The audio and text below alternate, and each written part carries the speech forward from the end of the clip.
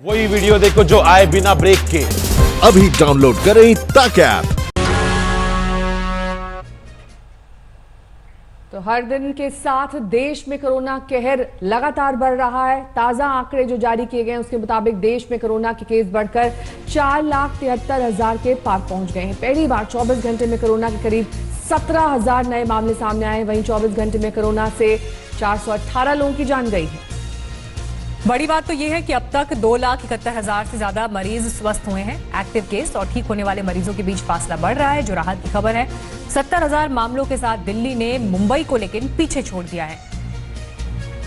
तो दिल्ली के हालात यहां पर चिंताजनक बने हुए हैं। दिल्ली में पिछले हफ्ते भर से ऐसा लग रहा है कि कोरोना का विस्फोट हो गया और हालात ये हैं कि राजधानी दिल्ली कोरोना केसेस के मामले में मुंबई से आगे निकल गई है। एक दिन में सामने आने वाले नए मरीजों का आंकड़ा मुंबई के मुकाबले दिल्ली में 3 गुना ज्यादा है। डबलिंग रेट के मामले में दिल्ली और मुंबई के आंकड़े का अंतर दिल्ली वालों के लिए अच्छा संकेत नहीं है। 24 घंटे में दिल्ली में 3700 से ज्यादा केसेस सामने आए, जबकि मुंबई में 1100 से ज्यादा केस। कुछ वक्त से मुंबई में पहले के मुकाबले केसेस कम रिपोर्ट हो रहे हैं। देश की राजधानी दिल्ली में कोरोना ने 70,000 का आंकड़ा पार कर लिया है। इसके बाद देश भर में दिल्ली पहला ऐसा राज्य बन गया है जहां कोरोना वायरस के सबसे ज्यादा मामले अभी तक देखे गए हैं। इसी के साथ आपको बताते चलें कि पिछले 24 घंटे में देश की राजधानी दिल्ली में 64 मौतें कोरोना वायरस के कारण हो चुकी है और अब तक कुल मौतों का जो आंकड़ा दिल्ली में बना हुआ है वो 2,300 से ज्यादा का बना हुआ है। इसी के साथ जो एक्टिव केसेस देश की राजधानी दिल्ली में है वो 26,000 से ज्यादा है। तो वहीं होम आइसोलेशन में 14,000 से ज्यादा लोग अभी तक रह रहे हैं। इसके साथ आपको बताते चले कि देश की राजधानी दिल्ली में पिछले दिन यानी कि बुधवार को अब तक की सबसे ज़्यादा टेस्टिंग की गई, यानी कि 19,000 टेस्ट दिल्ली में किए गए। इसी के साथ अरविंद केजरीवाल का ये कहना है, जो मुख्यमंत्री दिल्ली के हैं, लगातार ये कह रहे हैं कि 6 जुलाई तक कंटेनमेंट जोन में जितने भी घर है सारे ही लोगों की स्क्रीनिंग कर ली जाएगी। लेकिन जिस हिसाब से दिल्ली के केसेस लगातार बढ़ते जा रहे हैं, ऐसे में लोगों को अब डर बना हुआ है कि कहीं ये ग्लोबल हॉटस्पॉट ना बन के पूरी दुनिया भर में उभरे। कैमरा पर्सन सत्य रंजन के साथ निखिल लखवानी, दिल्ली, आज तक। और करीब 3 महीने के बाद आज से देश के सबसे बड़े अस्पताल में एम्स में ओपीडी की शुरुआत हो रही है। हालांकि हर विभाग में रोजाना 15 मरीजों को ही देखा जाएगा और इसके साथ ही जिन मरीजों को देखा जाएगा उनकी लिस्ट 2 दिन पहले फाइनल की जाएगी। दिल्ली के एम्स में आज से ओपीडी की शुरुआत होगी और 3 महीने बाद अब ओपीडी की शुरुआत हुई है। हालांकि अभी नए नियम कायदों के तहत ही ओपीडी को शुरू किया गया है, जिसमें हर विभाग रोजाना सिर्फ 15 मरीजों को देखेगा। कोरोना संक्रमण के कारण पिछले 3 महीने से बंद पड़ी देश के सबसे बड़े अस्पताल एम्स की ओपीडी सेवा आज से शुरू हो गई। हर विभाग में तकरीबन 15 मरीजों को फिलहाल शुरुआत में अभी देखा जाएगा और सुबह से ही मरीज जो हैं वो धीरे धीरे यहाँ पर पहुँचना शुरू हो गए हैं। इसके अलावा जो आधिकारिक तौर पर कहा गया है कि एम्स की तरफ से कि फिलहाल जो नए मरीज हैं उनको फिलहाल अभी नहीं देखा जाएगा, लेकिन अगर विभाग चाहे तो वो नए मरीजों को ओपीडी सेवा के अंदर जो है वो देख सकता है। कोरोना संक्रमण के कारण 24 मार्च से ही जो एम्स की तमाम ओपीडी सेवा थी उसको फिलहाल बंद कर दिया गया था, रोक दिया गया था। उसके बाद अब जाकर के यहाँ पर जो सेवाएं हैं वो फिलहाल शुरू हुई हैं और सुबह से ही जो मरीज़ हैं वो यहाँ पहुँच रहे हैं। इसके अलावा जिन मरीज़ों को यहाँ पर अपना पुराने इलाज कराने के लिए आना है उसको पहले ऑनलाइन अपनी जो अपॉइंटमेंट्स हैं वो लेनी होंगी डॉक्टर से फ़ोन पे, और उसके अलावा तमाम जब अपॉइंटमेंट्स ली जाएंगी उसके बाद ही वो यहाँ पर डॉक्टर्स जो है वो उनका इलाज जो है वो करेंगे। लेकिन जिस तरीके से पिछले 3 महीने से ओपीडी सेवा बंद थी, उसके बाद आज एम्स के अंदर जिस तरीके से सुबह अगर कहा जाए ओपीडी सेवा शुरू हुई है, उससे लोग काफ़ी ज़्यादा खुश हैं कि उनका इलाज जो है वो एम्स के अंदर फिलहाल हो पाएगा। कैमरा पर्सन लोकदास के साथ सुशांत मेहरा, दिल्ली, आज तक। वहीं पेट्रोल डीजल की बढ़ती कीमतों को लेकर विपक्ष हमलावर हो गया है। आज पटना में आरजेडी के तेजस्वी यादव ने विरोध मार्च निकाला, साइकिल पर बैठकर अपने कार्यकर्ताओं के साथ विरोध प्रदर्शन किया। ये तस्वीरें आप देखिए, ये पटना की तस्वीरें हैं जहां पर ये विरोध प्रदर्शन देश भर में तेल की बढ़ती कीमतों को लेकर किया गया। दरअसल एक चुनावी एजेंडा, एक चुनावी मोर्चा यहां पर विपक्ष ने खोल दिया है सरकार के खिलाफ बढ़ती कीमतों के लिए। ऐसे में जगह जगह प्रदर्शन किए जा रहे हैं। बढ़ती हुई तेल और डीजल की कीमतों के खिलाफ तेजस्वी यादव और तेज प्रताप यहाँ अनोखे तरीके से पटना में प्रदर्शन कर रहे हैं।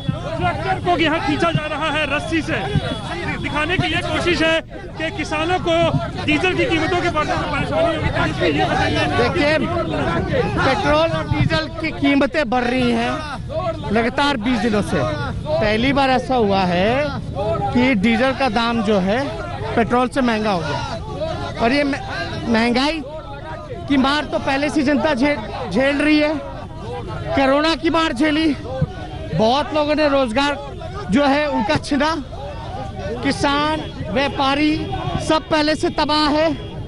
अब जो है पेट्रोल और डीजल की जो मार हुई है ये जनता बर्दाश्त नहीं करेगी। यही सरकार पूछा करती थी, बोला करती थी कि भाई महंगाई ये कम करेंगे। अब हम देश की जनता और बिहार की जनता से पूछना चाहते हैं, क्या ये सरकार सही कर रही है? डबल इंजन की सरकार। जुबान पर अमन और दोस्ती और लेकिन दिल में साजिश, चीन पर यह बात पूरी तरीके से लागू होती है। गलवान घाटी में हिंसक झड़प के बाद चीन बातचीत का दिखावा कर रहा है, लेकिन उसकी साजिश अभी भी थमी नहीं। चीन की नजर जिस तरह से काराकोरम पर लगी है वो वहां अतिक्रमण की कोशिशों में है। उसने एलएसी पर भी जमावड़ा बढ़ा दिया है और गलवान घाटी में फिर से कंस्ट्रक्शन करने में लगा हुआ है। जो चालबाजी से बाज आए वो चीन नहीं हो सकता। पहले समझौता तोड़ा, 20 निहत्थे हिंदुस्तानी जवानों की कायरता से हत्या की, अब बातचीत का ढोंग कर रहा है और चोरी चोरी छुप के घुसपैठ करने में भी लगा है। चीन की नई चालबाजी का सबूत सामने आ गया है। उसकी नजर अब दौलत बे गोल्डी पर है। जून में चीन सेना का जमावड़ा यहाँ बढ़ा है। चीन ने यहाँ नए कैंप और वाहनों के लिए ट्रैक बनाए हैं। एक तरफ शांति और समझौते का झांसा और दूसरी तरफ घुसपैठ की साजिश। सूत्रों के मुताबिक चीन की नजर काराकोरम दर्रे पर लगी है। काराकोरम में घुसपैठ करने में चीन लगा है। चीन भारतीय सेना को पेट्रोलिंग करने से रोक रहा है। पेट्रोलिंग पॉइंट 10 और 13 पर चीन रुकावट डालने में लगा है।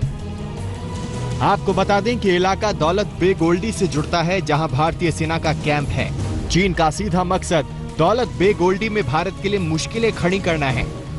चीन की साजिश यहीं नहीं रुकी है। आज तक को मिली एक्सक्लूसिव जानकारी के मुताबिक चीन एलएसी के करीब पेट्रोलिंग पॉइंट 15, 17 और 17A की तरफ बढ़ रहा है। सड़क के जरिए वो भारी वाहन और जवानों का जमावड़ा कर रहा है। फिंगर 4 और इससे जुड़े इलाकों में भी चीन जवानों की तैनाती बढ़ाने में लगा है। चीन ने पीछे के इलाकों में सुखोई लड़ाकू विमानों की भी तैनाती कर रखी है। आज तक के पास मौजूद एक्सक्लूसिव सैटेलाइट तस्वीरों से साफ है कि किस तरह से चीनी सेना ने एक सोची समझी रणनीति के तहत गलवान नाला इलाके में अपना सैन्य जमावड़ा बढ़ाया। 6 मई से पहले चीनी सेना ने बड़े बड़े आर्मी व्हीकल की जरिए एलएसी की तरफ बढ़ना शुरू किया और इसके लिए उसने गलवान नदी का जल प्रवाह भी रोक दिया और एक साजिश के तहत वो एलएसी के बिल्कुल नजदीक पहुंच गया, लेकिन समय रहते भारतीय सेना ने उसे रोकने का काम किया। मतलब साफ है कि चीन गलवान विवाद सुलझाने का दिखावा कर रहा है। जवानों की वापसी की जगह वो तैनाती बढ़ाने में लगा है। 16 जून की ये तस्वीर देखिए। चीन के तहस नहस कैंप दिख रहे हैं क्योंकि भारत के सैनिकों ने 15 जून के खूनी संघर्ष के दौरान उसे तबाह कर दिया था। अब 22 जून की तस्वीरों पर गौर कीजिए। पेट्रोलिंग पॉइंट 14 पर 4 टेंटेज हिफाजती दीवारें खड़ी हैं और यहाँ तक कि इन्फेंट्री गन भी तैनात है। अभी भी मूवमेंट उनका जो है वो खत्म नहीं हुआ है। डिसएंगेजमेंट जो टॉक्स जो हम कह रहे हैं वो उस टॉक्स के बहाने चाइना जो है टॉक्स के बहाने वक्त ले रहा है अपनी इंट्रूजन और बढ़ाने के लिए। कुछ और तस्वीर हैं जो चीन की धोखेबाजी की मिसाल है। ये दोनों तस्वीर इस बात की गवाही देती है कि एक तरफ चीन भारत से बात कर रहा था, दूसरी तरफ दीवार बना रहा था। इसलिए कहा जा रहा है कि चीन पर भरोसे का मतलब है अपने ही पैर पर कुल्हाड़ी मारना। शिव अरूर के साथ मंजीत सिंह नेगी, दिल्ली, आज तक। गलवान वैली में चीनी सैनिकों का विश्वासघात कभी भारत नहीं भूलेगा, लेकिन चीन की हिमाकत देखिए, वो उल्टा भारत पर माहौल बिगड़ने का आरोप लगा रहा है। चीन एलएसी पर तनाव का ठीकरा भारत पर फोड़ रहा है और वो ऐसा इसलिए कर रहा है क्योंकि भारत ने सरहद से लेकर कूटनीतिक मोर्चे तक चीन की कलाई खोल कर रखी। इसे चोरी और सीना जोरी नहीं कहें तो और क्या कहें। एलएसी पर बार बार लक्ष्मण रेखा लांघने वाला चीन मौजूदा तनाव का पूरा ठीकरा भारत के सिर मढ़ने की कोशिश कर रहा है। चीन के विदेश मंत्रालय के प्रवक्ता झाओ लीजियान का ये बयान सुनिए। 中印边界西段加勒万河谷冲突事件引发国内外广泛关注。6月19日，我已经详细介绍了事件的来龙去脉。此次事件的是非曲直十分清楚，责任完全不在中方。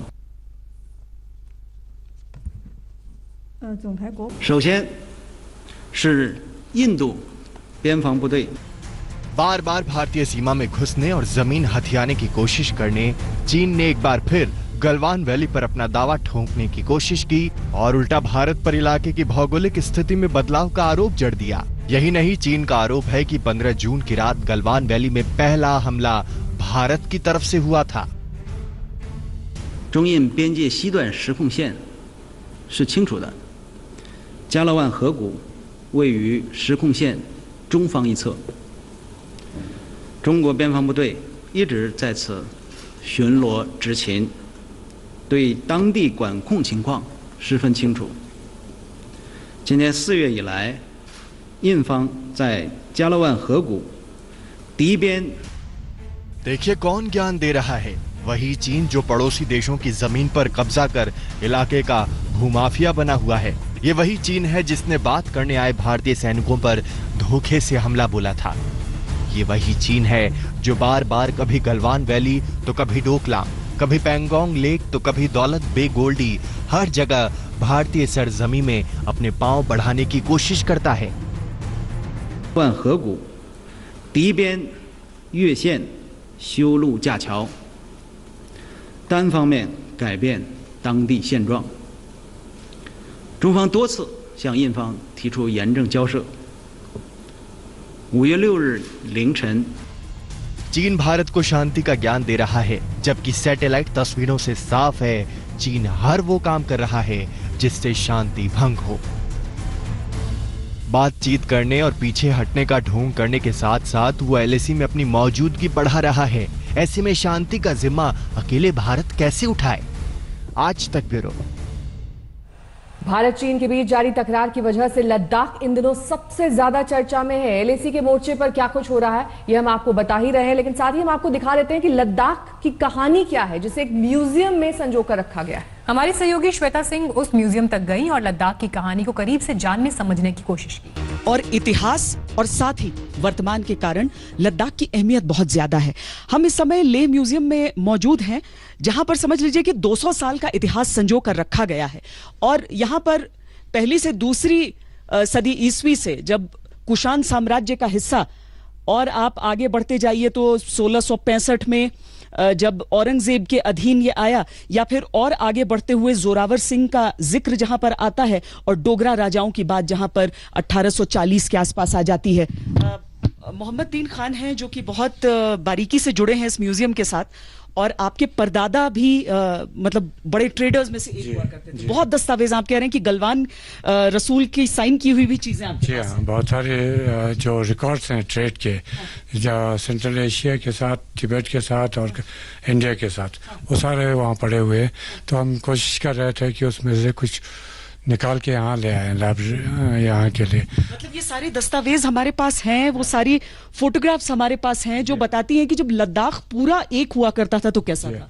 जब लद्दाख जब एक हुआ करता था उस वक्त इतना इम्पोर्टेंट हुआ करता था कि ये एक सेंटर प्लेस बन गई थी ट्रेड रूट का, जिसमें तिब्बत, सेंट्रल एशिया और इंडिया के साथ ट्रेडर्स यहाँ आते थे, यहाँ से अपने गुड्स को एक्सचेंज करते थे या बेचते थे।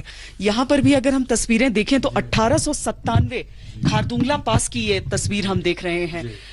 ये कैसा एरिया हो सकता है, ये कौन सा एरिया हो सकता है? ये उसी मेरे ख्याल में जो अक्साई चिन का जो जिसको अक्साई चिन कहते हैं, जो अभी कहते हैं, या तकला मकान डेजर्ट कहते हैं, या बहुत सारे नाम हैं इनके, तो उनमें एक हो सकता है। एग्जैक्टली में एग्जैक्ट जगह नहीं, लेकिन ये अक्साई चिन का इलाका ऐसा दिखता है। ये देखिए 1948 जब पहली बार डकोटा विमान यहाँ पर लैंड किया था, क्या उस वक्त हम तो शायद पैदा भी नहीं हुए थे उस वक्त।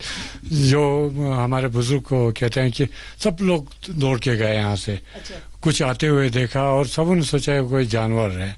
तो बहुत सारे घास भी ले गए, बहुत कुछ पानी भी लेके गए उनको पिलाने के लिए। तो यहाँ की सारी तस्वीरें आपने देखी हैं, एक एक तस्वीर 1837 से लेकर ये देखिए ये टिबेटन फोर्ट 1877 में कैसा दिखता था, ये सारी चीजें यहाँ पर लगी हुई हैं। जो कुछ फ्रेंच हैं, कुछ ब्रिटिशर्स हैं, उनकी तस्वीरें ली हुई हैं और हर एक चीज यहाँ पर दर्ज है एक जीते जागते दस्तावेज की तरह। बाखिर चो और कैमरा पर्सन सैयद मोहसिन के साथ श्वेता सिंह, लद्दाख आज तक। नमस्कार, मैं हूं अंजना ओम कश्यप। हमें उम्मीद है ये वीडियो आपको पसंद आया होगा। लेटेस्ट खबरों के लिए यूं ही देखते रहिए आज तक और इस वीडियो के पसंद आने पर लाइक, शेयर एंड सब्सक्राइब करना ना भूलें।